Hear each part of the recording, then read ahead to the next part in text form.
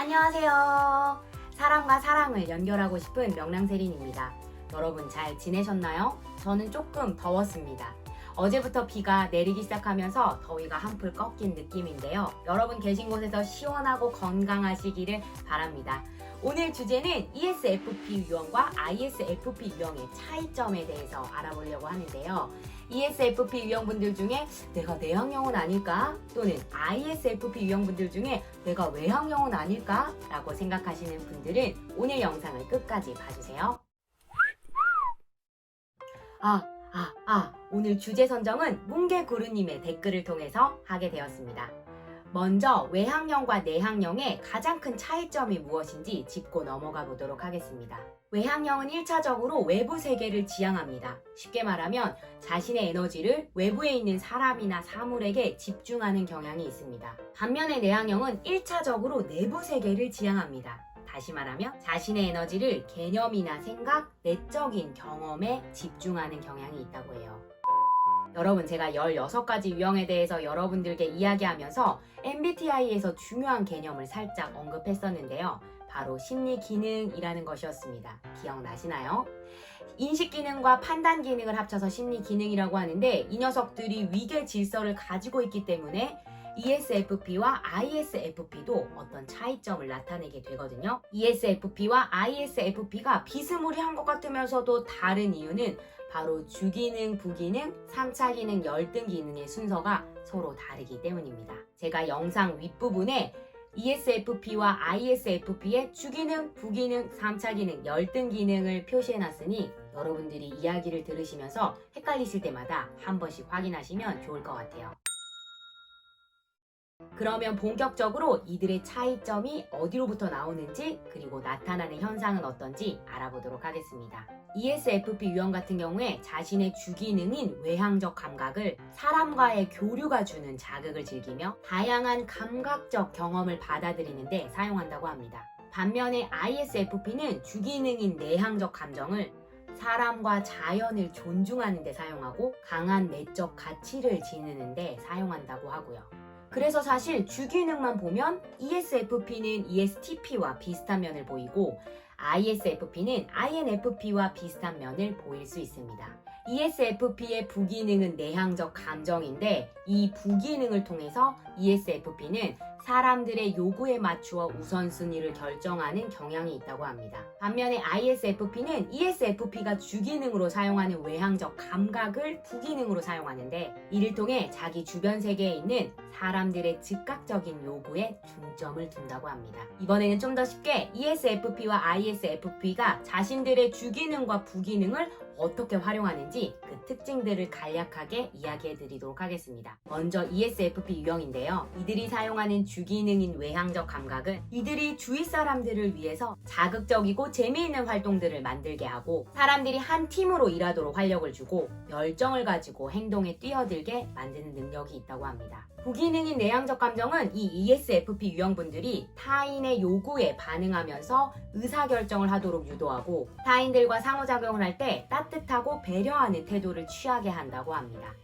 사람들의 요구에 맞춰서 우선순위를 결정한다는 것이 주위 사람들의 반응을 통해서 의사결정을 하려는 그 특징과 연결이 되네요. 그러나 때로는 이 ESFP 유형의 주기능인 외향적 감각이 새로운 사람들과 경험에 너무나 몰입하게 하기 때문에 자신의 내적인 가치 판단을 제쳐놓고 자신이 먼저 책임져야 하는 상황을 잊어버리게 만든다고도 합니다. ISFP는 부기능을 외향적 감각으로 사용하고 있는데, 이 부기능이 ISFP 유형분들로 하여금 주위 사람들과 자연 환경을 인식하면서 외부 환경에 잘 조화되도록 돕는다고 합니다. 그래서 ISFP 유형분들이 융통성이 있고 적응을 잘하게 하고 동정심이 많은 유형으로 나타난다고 합니다. 그러나 이 ISFP의 가장 중요한 특성은 이들이 모든 것을 평가하는 기준으로 삼고 있는 내적 가치가 핵심인데요. 이들은 이 내적 가치에 의해서 전형적으로 사람들을 돕고 자연 환경을 실질적으로 돌보는 것에 초점이 맞춰져 있다고 합니다. 그러나 만일 이들의 내적 가치가 상처를 받게 되면 자신들의 융통성 있게 적응하려는 태도를 접어두더라도 그들의 가치를 확고하게 하기 위해 외향적인 태도를 보여줄 때가 있다고 합니다. 제가 예를 들어서 ISFP 유형의 모습과 ESFP 유형의 모습을 여러분들에게 한번 말씀드려 볼게요. 제가 여러분들에게 들려드리는 사례는 MBTI 교육을 받을 때 이 받았던 심리 유형의 역동과 발달이라는 책에서 발췌했습니다. 여러분들이 한번 들어보시면서 ISFP 유형을 이해하시고 또 ESFP 유형을 이해하시면서 둘의 차이점을 한번 발견해 보세요. ISFP 유형의 선호를 갖고 계신 한 선생님이 계셨다고 합니다. 이 선생님은 평소에 학생들을 염려하고 동료들을 지지하며 말수는 적은 편이시고 헌신적인 선생님으로 알려져 있었다고 하는데요. 이 선생님은 아이들의 요구를 좀 더 효율적으로 파악하고 그 요구에 맞는 솔루션을 제시하고 싶어서 MBTI 워크숍에 참여했다고 합니다.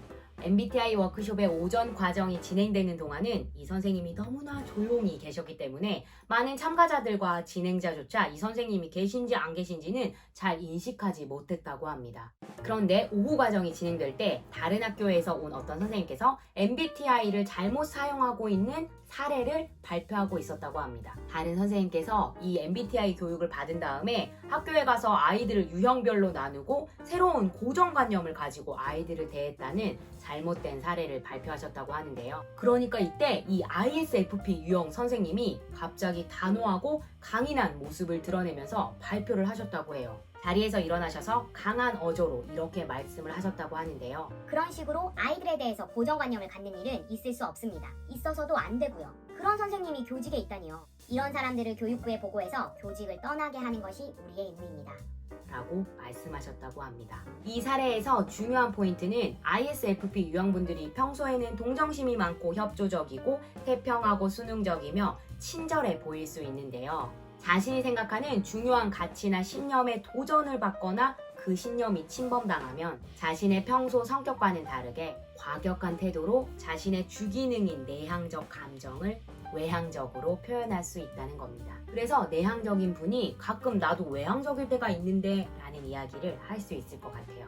반대로 외향적인 사람도 중요한 내적인 과정을 거칠 수 있는데요. 제가 이번에는 ESFP의 사례를 말씀드려 볼게요. ESFP 선호를 가진 변호사 한 분이 있었다고 합니다. 이분을 A라고 해볼게요. A는 로스쿨에 입학해서 자격시험에 합격한 후 법률회사에 취직을 하게 됐다고 합니다. 법률회사는 이 A라는 직원을 마음에 들어 했으나 정작 이 A는 매일매일 반복되는 일상의 따분함을 느끼고 스스로 만족하기가 힘들었다고 하네요. 그래서 A는 자기의 진로에 대해서 고민하는 시간을 가지고 본인이 왜 로스쿨에 입학했었는지 그 이유를 발견한 다음에 환경 문제를 전담으로 하는 법률회사를 개업했습니다. A 변호사의 에너지와 열정은 사람들에게 잘 전달됐고 A의 사업은 번창하게 되었죠. 그런데 법률회사가 성장함에 따라 문제도 같이 발생을 했는데요. 새로 고용된 변호사들이 A 변호사를 우유부단한 사람으로 평가하기 시작했습니다. 그리고 이 회사의 직원들은 A 변호사를 이해하기 어렵고 예측 가능하지도 않다고 평했어요.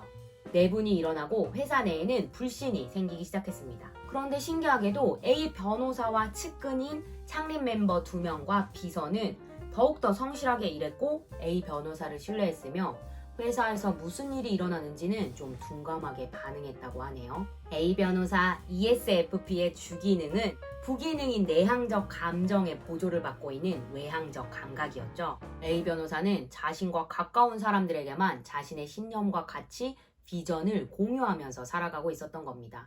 그러니까 창립 멤버와 비서만 이 A 변호사의 진짜 생각을 알고 있으면서 일을 돕고 있었던 거죠.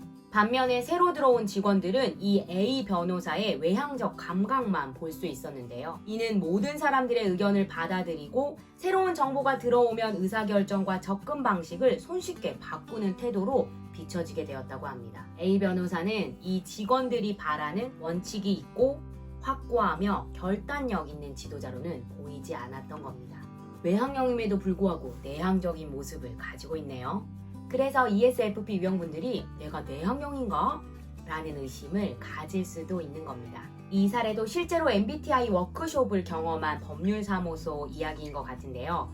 이 법률사무소에서 MBTI 성격 유형 검사를 통해서 서로가 어떤 점이 다르고 바라는 점은 무엇인지를 파악하게 됐다고 합니다. 그래서 A 변호사가 받은 솔루션은 직원들에게 자신의 신념과 가치, 비전을 명확하게 표현하고 알려주며 의사 결정에 있어서는 자신이 어떤 기준을 가지고 결정을 내렸는지 설명해 주라는 해결책을 받았다고 합니다. 동시에 직원들은 A 변호사가 우유부단하게 보였던 이유가 정보를 수집하고 대안을 탐색하는 방법에 있었다는 걸 알게 되었다고 합니다. 그래서 직원들은 A에게 의사결정 과정을 물어보고 어떤 가치와 근거를 가지고 의사결정을 내렸는지 질문하는 것을 솔루션으로 받았다고 합니다. 외향형이라고 해서 모든 것을 모든 사람에게 말하는 것이 아니고 내향형이라고 한다고 해서 조용히 가만히 있지만은 않은 것, 이 사례를 통해 알게 되셨나요? 여러분, ESFP 유형과 ISFP 유형의 차이점을 조금이나마 알게 되셨나요? 근데 생각해보면 ESFP 유형과 ISFP 유형의 공통점도 정말 많이 있다는 사실을 공부하면서 알게 되었습니다. 이 MBTI도 각 차원을 2개씩 조합함에 따라서 공통점이 나타날 수 있다는 걸 배웠거든요. 소식 하나를 전하자면 제가 내일과 내일 모레 MBTI 중급 교육과정을 듣게 되거든요. 이 교육과정을 들으면 각 차원의 하위 항목들이 어떤 것이 있는지 알 수 있게 된다고 해요. 그러면 여러분들이 궁금해하는 그 궁금증을 조금 더 잘 풀어드릴 수 있을 것 같습니다. 영상으로 제작할 것들이 참 많이 있네요. 그래도 순서라는 게 있으니까 다음에는 댓글로 문의 주셨던 INFP 유형과 INFJ 유형의 차이점에 대해서 가지고 오도록 하겠습니다. 그럼 오늘은 여기까지 하고요. 우리 다음 영상에서 또 만나요. 오늘 하루도 명랑하세요. 안녕.